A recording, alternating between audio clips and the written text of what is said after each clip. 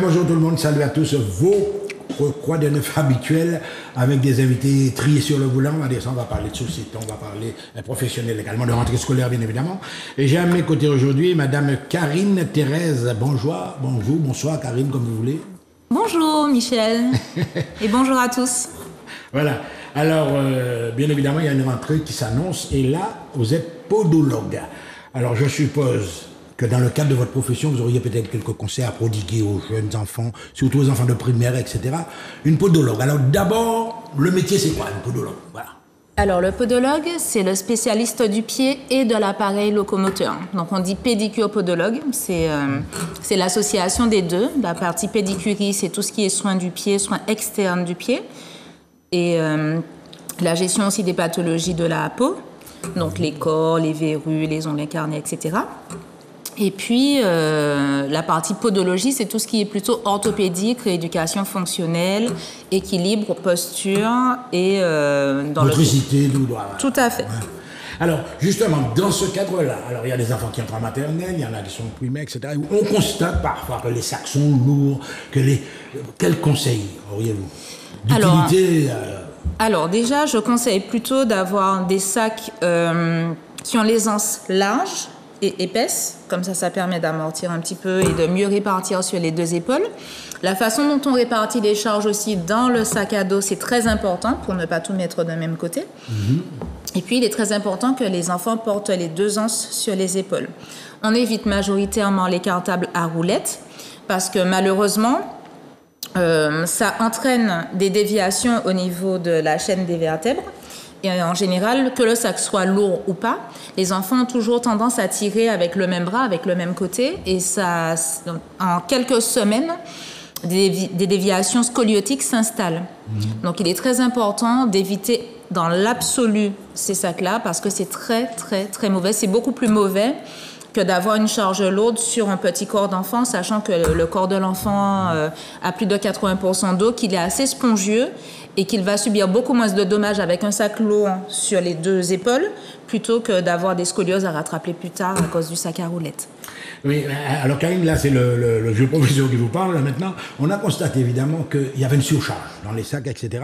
Que souvent, enfin même au niveau des établissements scolaires, on a proposé parfois des placards pour garder le matériel d'entretien quotidien. Est-ce que là aussi, il y a peut-être un regard à jeter sur la composition même du cartable? Est-ce que l'enfant est censé emmener trop de choses à l'école? Je pense qu'il y a moyen d'alléger le sac des enfants. Il y avait eu une initiative à l'époque de Sylvia Saï-Soutane d'utiliser des tablettes avec tous les manuels scolaires sur la tablette. Donc, il y avait des éditions des manuels scolaires sur la tablette. Et donc, du coup, pendant toute l'année scolaire, on mettait à disposition des tablettes pour les enfants. Je pense que c'est une initiative novatrice et la meilleure que je connaisse, en tout cas, qui semble la meilleure. Et on aurait très bien pu faire ça pour les enfants du primaire, pour les enfants du collège et du lycée. Du lycéen également, oui. Alors, une rentrée scolaire, on en a parlé dernièrement avec une déléguée syndicale bien connue. Alors, dans les classes même, enfin, ça, c'est peut-être un regard que vous avez en tant que... Vous êtes parents déjà? Non, malheureusement. Donc, vous connaissez les parents vous-même? Tout à fait, je connais très bien les enfants. J'ai 2 diplômes en podopédiatrie. Vous avez des contacts souvent avec... Donc, oui. Oui. Je fais de la podopédiatrie également. Alors, les classes primaires, elles sont surchargées, vous pensez, toujours, ou bien ça va mieux maintenant? Je pense qu'on peut mieux faire. Je pense, d'après les échos et puis les spécialistes aussi de la question, en sciences de l'éducation que je côtoie, je pense qu'il y a moyen d'adapter le modèle éducatif. Le modèle que l'on a actuellement par rapport à l'éducation nationale ne correspond pas à un modèle de réussite pour tous. Et je pense qu'on pourrait prendre exemple sur le mode éducatif de la Finlande, le mode éducatif de d'autres pays qui ont mieux réussi à gérer l'apprentissage des enfants, les rendre autonomes et leur permettre de s'épanouir dans l'éducation et dans l'instruction. Et malheureusement, on a pas mal de retard là-dessus et il y a moyen de faire différemment, bien sûr. Non, alors là, justement, je profite de l'occasion. Vous savez qu'on est en faiblesse d'effectifs là maintenant. Tout à fait. Alors justement, envisager quoi, carrément des modes d'enseignement personnalisés, etc., diminuer les effectifs par classe.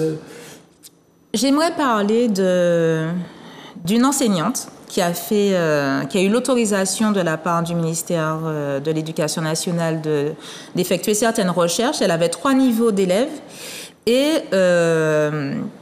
elle a réussi à faire en sorte que ces 3 niveaux-là soient entremêlés. Alors, elle s'appelle Céline Alvarez. Vous pourrez retrouver ses écrits. Et dans une classe, il y a plusieurs niveaux. Voilà, on va simplifier. Elle avait une classe avec 3 niveaux et elle a réussi à faire en sorte que tous les élèves sachent, c'était des élèves de maternelle, lire, écrire et compter, et ils interchangeaient entre les niveaux. Des apprentissages fondamentaux. Tous les élèves, ils sont tout à fait. Maîtrisent. Et ils étaient beaucoup plus autonomes. C'était basé sur aussi des valeurs humaines. Ouais. Et c'était beaucoup plus enrichissant et épanouissant pour les enfants. Le problème, c'est que quand elle a terminé cette étude et qu'elle a voulu aller plus loin pour rénover un petit peu, dépoussiérer le modèle éducatif classique, on lui a dit, mais qu'est-ce qu'on va faire avec ces élèves-là? Ils vont s'ennuyer au CP, on préfère ne pas rénover et vous, si vous n'arrêtez pas, on va vous renvoyer. Et donc, du coup, elle a été contactée par des gens des structures privées qui avaient envie de changer de modèle éducatif et d'améliorer, de rendre les enfants plus performants. Et c'est ce qu'elle a réussi. Elle fait des conférences dans le monde entier. Ouais. Donc, vous pouvez vous intéresser à ses travaux. Elle a écrit plusieurs bouquins. Elle s'appelle Céline Alvarez. Ouais. Donc, elle a anticipé, on va dire que c'était vraiment elle était très novatrice dans le secteur. Tout à fait. Vous savez que le système éducatif, il est prévu comme ça, c'est progressif, etc. Jusqu'au baccalauréat, on a des coefficients, etc. Alors là, Mais il est vieillissant. C'est surtout ça. Oui, aussi. Il est vieillissant. Oui, il faut faire avec son temps et il ne faut pas hésiter à tester de nouvelles choses, quitte à avoir des échecs, hein, ça fait partie de la vie, mais d'essayer d'améliorer les choses, puisqu'on voit que les nouvelles générations ont des besoins que n'avaient pas les autres. Différents nettement, on va y arriver là-dessus. Différents nettement, et vous avez eu raison de le dire, vous savez que vous avez entendu que la retraite est maintenue à 64 ans. Ne m'en parlez même pas. Je suis en libéral, ça va être compliqué. Mais, alors, on a parlé. On est resté très scolaire, on est resté dans la salle de classe. Mais maintenant, il y a les activités sportives. Là, je m'adresse à la podologue en particulier. Oui. Est-ce qu'il y a des mesures spéciales des conseils qu'on pourrait donner à ces jeunes enfants qui pratiquent des sports? Alors, déjà, je tiens à dire à tous les parents qu'il faut bien veiller aux 3 piliers de la santé pour eux et pour leurs enfants. Les 3 piliers de la santé, ils sont à niveau équivalent. Une alimentation saine et équilibrée à des heures régulières, donc petit déjeuner, dîner. Une hydratation suffisante pendant toute la journée et on évite de boire trop tard le soir pour ne pas donner trop de travail aux reins pendant la nuit. Ça coupe les phases du sommeil et ça nous rend moins productifs le lendemain. Donc, il ne faut pas normalement boire trop le soir pour ne pas avoir à uriner pendant la nuit et couper la phase du sommeil parce qu'on la reprend à 0. Et enfin, donc le sommeil doit être régulier, ininterrompu et suffisant. Voilà, vous vous rappelez quand même, une petite parenthèse, hein, un enfant, je sais pas moi, entre 9 et 11 ans, ça doit faire combien d'heures de sommeil Entre 9 et 10 heures. Entre 9 et 10 heures de sommeil, ça aurait été bien. Oui. Alors, ça améliore la qualité de l'apprentissage. D'ailleurs, les enfants ont des besoins de récupération beaucoup plus importants que ceux de l'adulte. Et donc, du coup, il faudrait qu'ils dorment tôt, qu'ils ne soient pas exposés aux écrans en fin de journée, parce que ça aussi, ça a des interactions avec le développement du système nerveux et la qualité de l'apprentissage.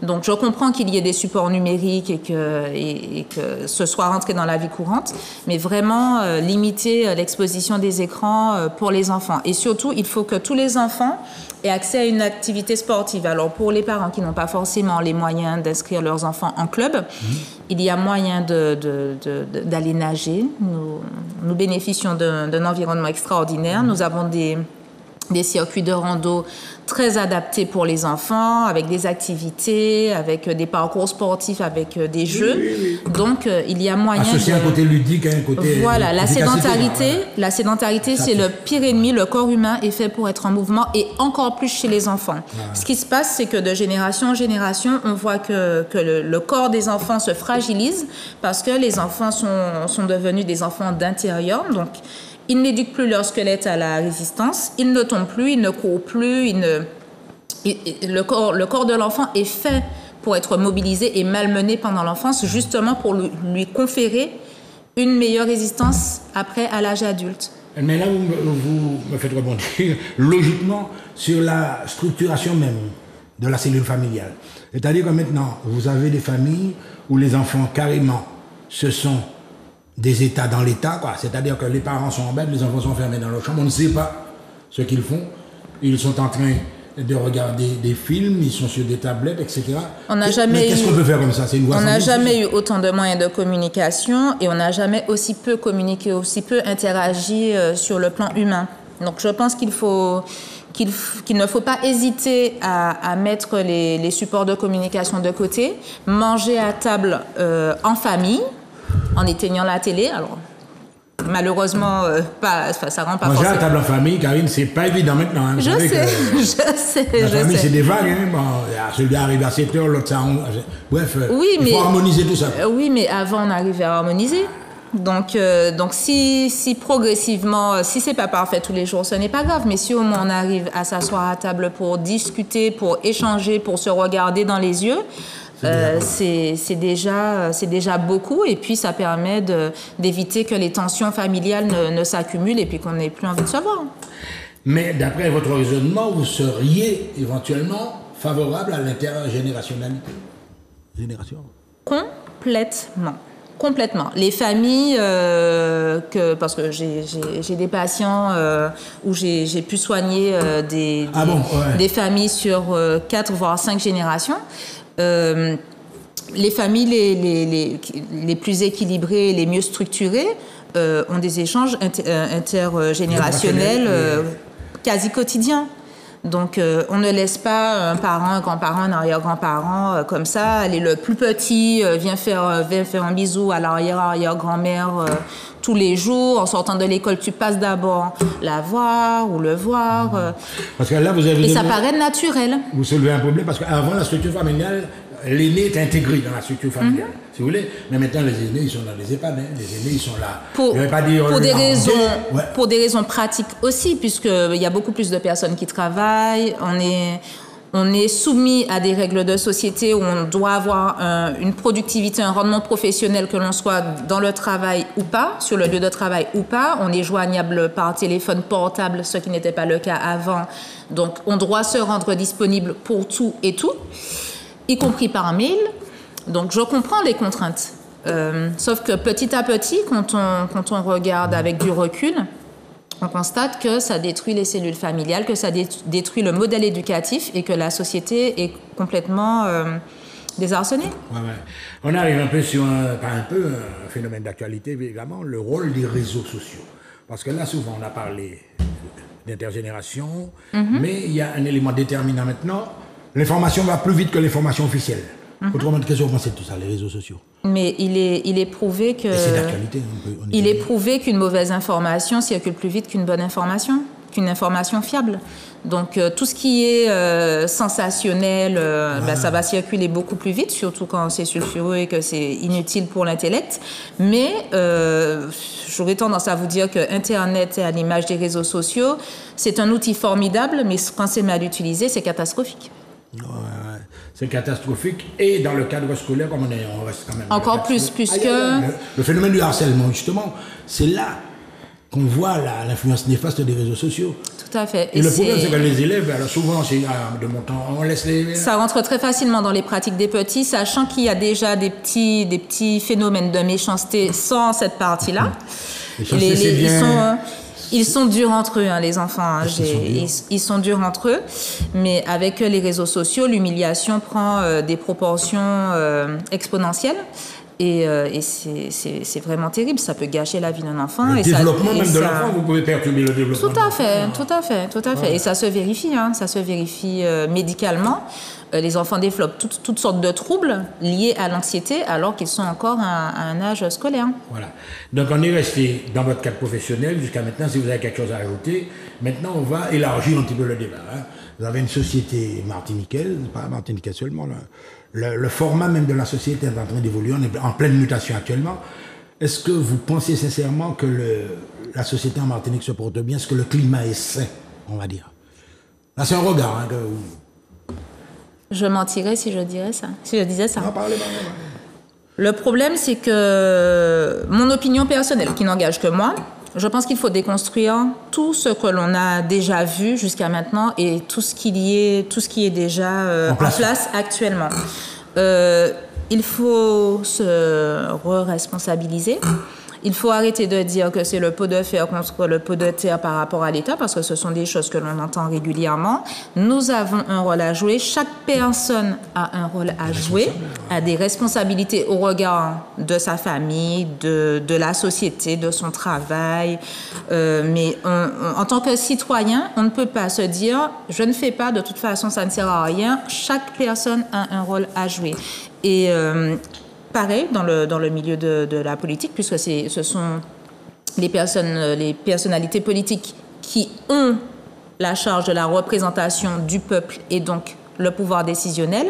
Il nous appartient de démontrer nos opinions, de participer à la vie politique, même si on est un citoyen lambda. Nous ne sommes pas que des numéros, nous avons un pouvoir avec notre bulletin, nous avons le droit de nous exprimer malgré toutes les entraves que l'on connaît, surtout sur le sol hexagonal.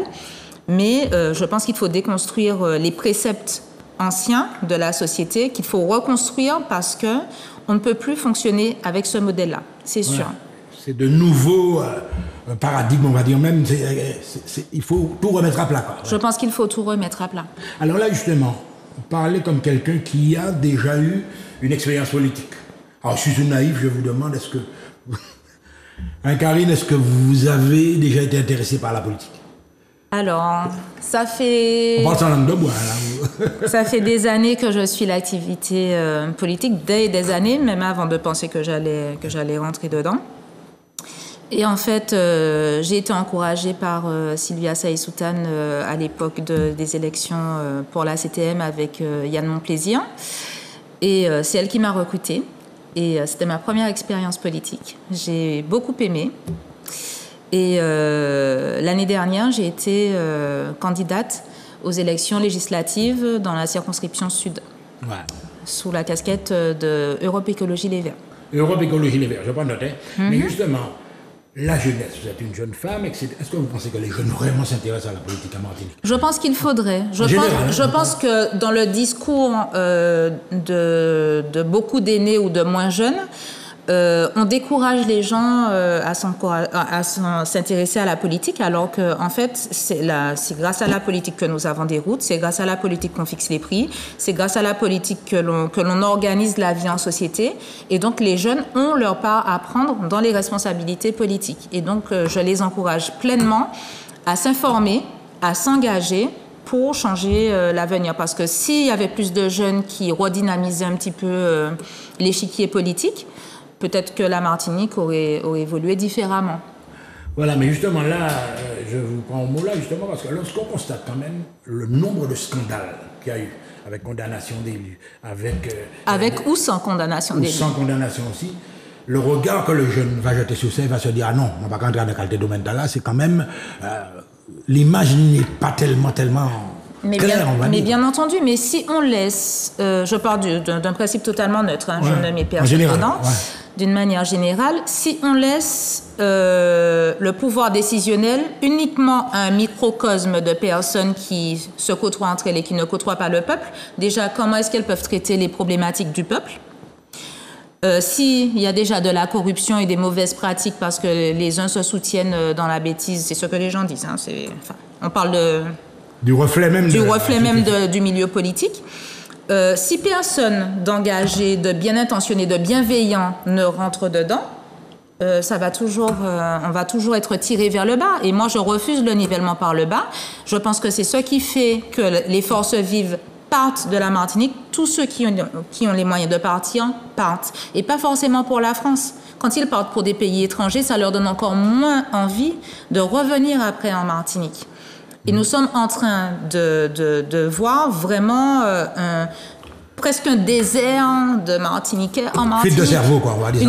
Il n'y a pas que la fuite des cerveaux. Il y a les enfants qui sont censés aimer la Martinique, la chérir, etc., et participer à l'avenir de la Martinique, ne grandissent même plus en Martinique. Parce qu'il y a cette génération-là qui est professionnelle, qui part, mais les autres n'ont pas le temps de développer un attachement. Donc, ils n'auront pas envie de revenir non plus parce qu'ils se seront épanouis ailleurs. Ouais. Donc, ce sont des valeurs propres au pays. Alors là, si on a parlé de votre regard politique, alors il y a une réalité quand même de violence, ça, on n'y peut rien. L'Europe on n'y peut rien, mais bien sûr qu'on y peut quelque chose. Quand vous voyez les escadrons qui débarquent, justement, alors là, on va faire une petite... Je regardais l'autre jour, il y a au moins 7 escadrons de gendarmerie, etc. Mais on dirait que ça arrive en retard après, on dirait que ça arrive après l'incendie. Mon regard là-dessus vous peut paraître peut-être un peu dur, mais on vit une violence institutionnelle. On n'a pas le droit de tout exprimer. On empêche aux gens de manifester pacifiquement pour un certain nombre de choses. Quand on donne des avis qui sont contraires aux avis du gouvernement, on se fait taper sur les doigts. Je ne parle même pas de la gestion du Covid.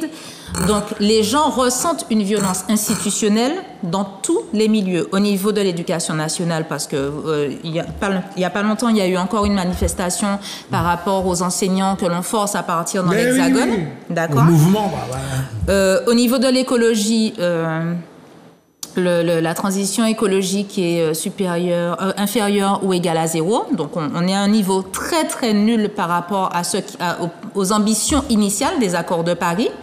On rabaisse à chaque fois le niveau d'exigence et on pollue plus pour exploiter. Tant qu'on va rester dans cette stratégie-là, on va abîmer la planète et on n'en a qu'une. Ouais. Donc, il va falloir faire des choix pour les générations à venir. Enfin, à tous les niveaux institutionnels, on subit des pratiques déloyales au regard du peuple et le peuple devrait se montrer souverain pour récupérer un petit peu de pouvoir décisionnel. Alors, Karine, vous avez 1 minute pour parler au peuple martiniquais, au public, vous êtes jeune, vous parlez à la jeunesse, vous parlez au peuple dans sa globalité, vous êtes une écologiste, on l'a compris. 1 minute, chronomètre, c'est parti. Eh bien, je tiens à stimuler les Martiniquais et Martiniquaises pour qu'ils puissent s'intéresser aux actualités, prendre part à la vie du pays, ne pas hésiter à prendre des initiatives, à sortir des carcans. On attend de nous que nous soyons de bons consommateurs. Ne soyons pas que des consommateurs, consommons intelligemment, vivons intelligemment entre nous. Et vous verrez que progressivement, la violence va reculer parce que on nous occupe l'esprit avec la violence, la peur, alors qu'il y a autre chose que la Martinique a à proposer. Donc, je tiens à encourager toutes les personnes qui peuvent prendre part à la vie en société, les associations, les personnes qui sont à la retraite, les familles, les plus jeunes, pour qu'ils puissent faire de la Martinique autre chose que ce qu'elle est actuellement. Voilà une jeune Martiniquaise qui est fière de son pays et que nous allons retrouver certainement prochainement sur Zouk TV. À très bientôt.